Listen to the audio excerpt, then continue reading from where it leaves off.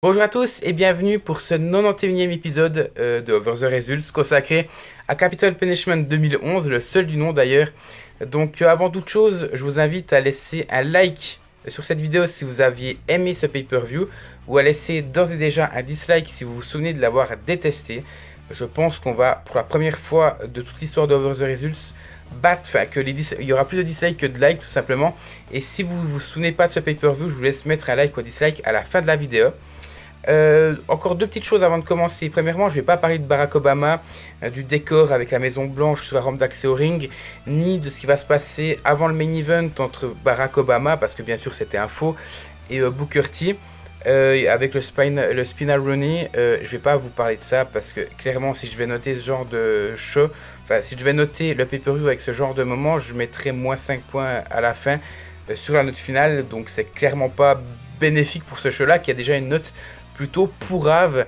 Et en parlant de note pourrave, je vous laisse déjà mettre en commentaire maintenant. Ne trichez pas, n'allez pas regarder la fin ou ne marquez pas ce commentaire à la fin de la vidéo. Je vous laisse mettre dans les commentaires si vous pensez que ce show-là va battre tout simplement le pay-per-view le moins bien noté de ma part sur ma chaîne. Donc en 91 épisodes, je crois que le pire c'est Vengeance Night of Champions 2007 qui doit avoir 5,61 sur 10. Dans tous les cas, c'est le seul à n'avoir pas atteint la barre des 6 sur 10 minimum.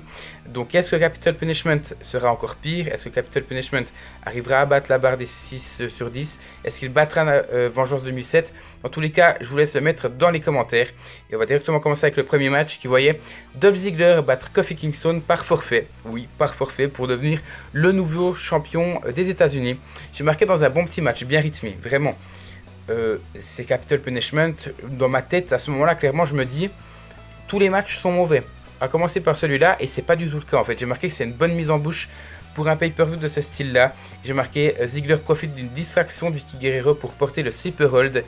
Et donc Kofi Kingston va perdre conscience, va perdre connaissance par la suite. Et Ziggler va devenir champion par forfait. Rien à dire, bon petit match, vraiment. Donc j'ai mis la note de 8 sur 10. Deuxième match, Alex Riley bat le Miz dans un match moyen mais pas mauvais non plus. J'ai marqué beaucoup de contre-rythme à cause des provocations du Miz envers Alex Riley. J'ai marqué selling étonnamment mauvais du Miz, c'est peut-être le premier match où je vois ça.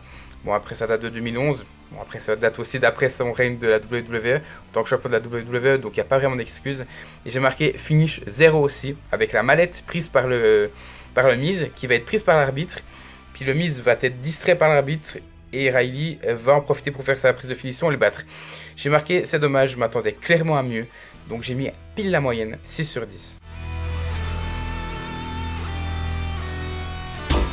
Troisième match, Alberto Del Rio bat Big Show par forfait encore une fois. Dans un match plutôt mauvais, on va se le dire, ce qui est bon c'est l'avant-match en fait. Lorsqu'Alberto Del Rio va faire son entrée, lorsqu'il sera sur sur la rampe d'accès au ring, le Big Show va intervenir, va faire son entrée mais sans sa musique pour pouvoir l'attaquer. Et pendant en fait ce beatdown magnifique, on va avoir Mark Henry qui va intervenir vu que le Big Show était tellement énervé par les actions d'Alberto Del Rio qu'il avait pété la gueule à Mark Henry quelques semaines plus tôt à SmackDown si je dis pas de bêtises. Donc Mark Henry revenait pour pouvoir se venger. Il l'a fait passer à travers une table des commentateurs avec un World Strongest Slam. Voulait partir, est revenu, lui a pété la jambe quasiment. Donc ça c'était bien.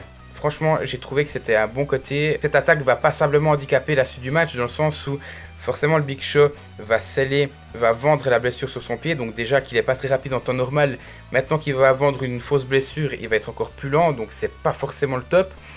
Et j'ai marqué que le seul bon moment c'est l'avant-match en fait si on regarde bien. Parce qu'il y a un bon selling, bon ça je l'ai dit. Et j'ai mis un point pour l'avant-match, mais le reste ça pue du cul très clairement. Déjà c'est 4 minutes de match où le Big Show mais alors se fait rect d'une manière monumentale. Et encore une fois il se fait passer pour la victime, parce que même dans les moments où il est énervé, il arrivera toujours à chialer sur le ring par terre. Donc moi ce qui me dérange, et c'est 4 minutes qui peuvent sembler courts pour un match comme ça en pay-per-view, mais c'est très long en fait, parce que on a l'avant-match qui est plus long que le match en lui-même, et ces 4 minutes, on voit ces 4 minutes où le Big Show chiale, il va faire un chokeslam, il va bien vendre sa blessure, je dis pas l'inverse, c'est certainement le seul bon côté du match, mais il va chialer tout le long comme il le fait d'habitude, et moi ça me saoule. Donc j'ai mis 4 sur 10, et encore une fois je me trouve très généreux. Quatrième match, Ezekiel Jackson bat Wade Barrett pour devenir le nouveau champion intercontinental. Donc deuxième match pour le titre, deuxième changement de titre. Et j'ai marqué dans un match horrible, 6 minutes seulement, aucun rythme. J'ai marqué que c'était très très fade, même le public n'y est pas. On voit même pas Barrett qui abandonne sous le torture rack de Ezekiel Jackson. Pour moi, alors je m'attendais pas à un match forcément très rapide, même si là encore une fois, forcément il fallait s'y attendre, c'est tout sauf rapide.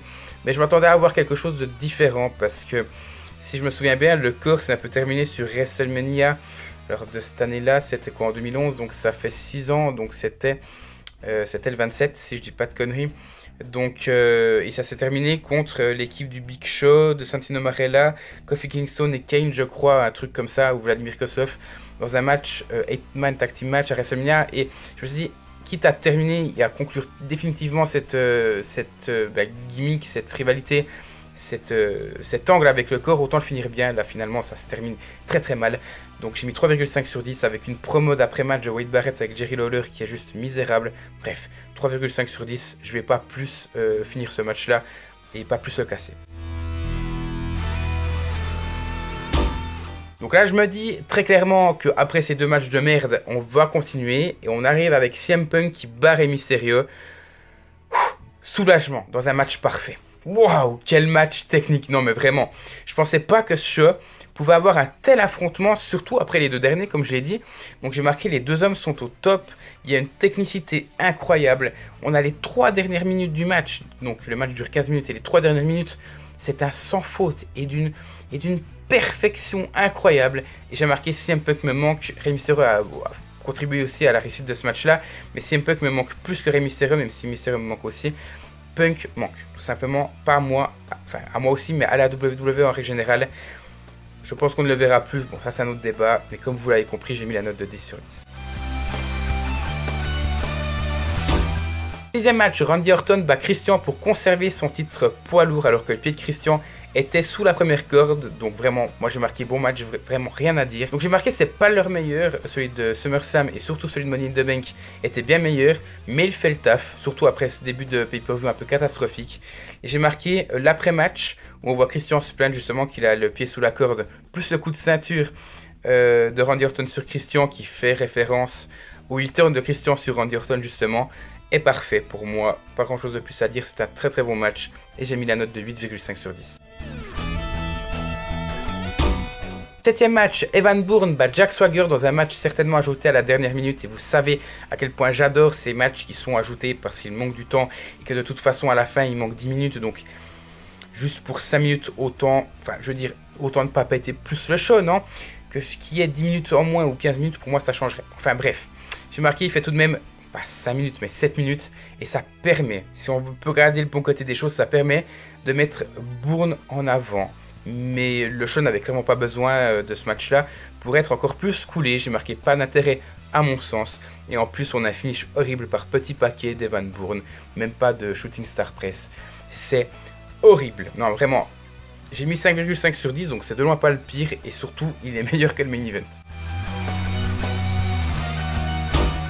Et en parlant du main event, John Cena bat R-Truth pour conserver son titre de la WWE dans un match nul pour un main event.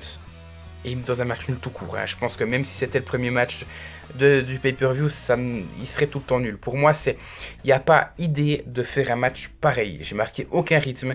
Un Cena plus que dominé. Un finish très bizarre. Où on voit R-Truth qui va de nouveau, donc référence au Raw d'avant Capital Punishment, je crois, ou 2 semaines avant. Il était allé vers le public, il avait pris la boisson d'un gamin.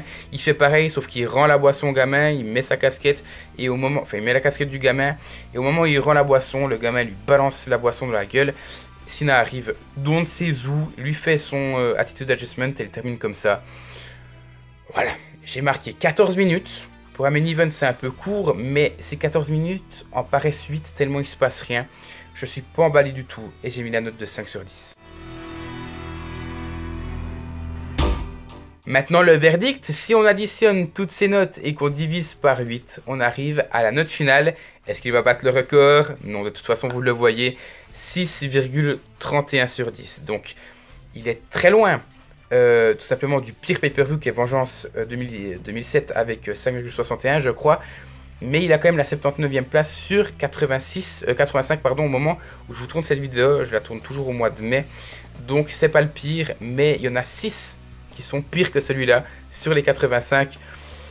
Donc on peut clairement dire que non, ce pay-per-view n'est pas le pire. Oui, il est légendaire de par sa médiocrité et qu'il est totalement dégueulasse à voir. De toute façon, je vous le conseille pas. Encore une fois, je vous rappelle, un petit like si vous l'avez aimé, un petit dislike si vous l'avez détesté. Je vous ai dit la semaine passée, faire péter la barre de pouces bleus pour, en tout cas, atteindre les 50 likes pour un pay-per-view ancien. Là, on va faire un truc. On va essayer de faire que les nombres de dislikes battent le nombre de likes. Ce serait la première fois sur un Over the Results. On fait des petits records comme ça avant l'épisode 100 dans 9 semaines. Donc voilà, n'hésitez pas à mettre un dislike. Je pense que peu de personnes l'ont aimé. Dans tous les cas, je vous remercie d'avoir suivi cette vidéo. N'hésitez pas à mettre un petit commentaire sur ma vidéo, sur ma façon de faire ou sur la pay-per-view. Et à vous abonner si ce n'est pas encore fait. Je vous rappelle que l'objectif, c'est 2000 abonnés. Et donc on se retrouve tout bientôt pour la suite de la chaîne.